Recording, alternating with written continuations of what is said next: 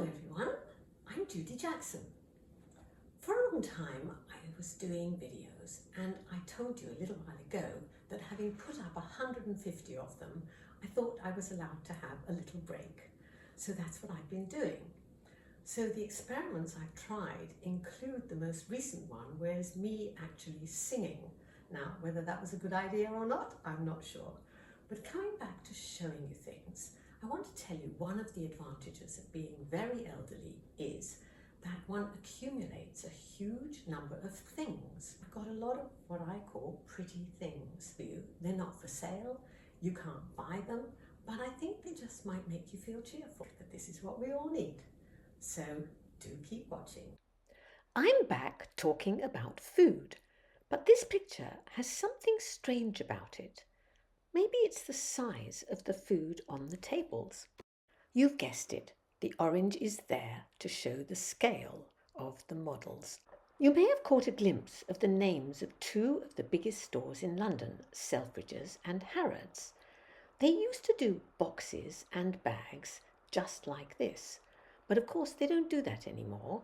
But I can make them myself very tiny. Here's another table. On the left are the breakfast things: scones, cream and jam, croissants, marmalade, eggs, and then come smoked salmon sandwiches and a kipper. They're made from a modelling material called Fimo Soft. It's a polymer clay that comes in many different colours, and you can do anything with it. Squash it, bend it, squeeze it, cut it, roll it. Some of the items are easier to reproduce than others, but this is not surprising given the size of the real objects that you're comparing them with. Some of these things are not hard to make. Surprisingly, the plate of vegetables is quite easy but takes time.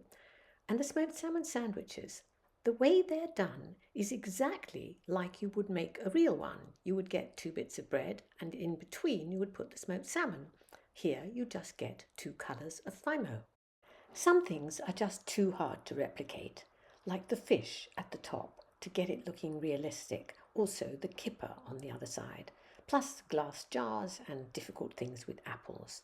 All of these are bought in specialist shops. Quality Street are really old-fashioned sweets, and I found them at a Doll's House exhibition. You'll also need to buy some tiny containers, and of course you'll need silver cutlery. I forgot to tell you something. When you've finished making your plastic models, you have to firm them up, and to make them hard, they need to go in a slow oven for about half an hour. And now here's another part of this story. When I had spent a lot of time making these things, and my husband would come home from work and he would say, "What's for dinner?"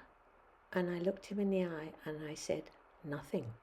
And then he looked at what was on the table, all these models, and then he smiled.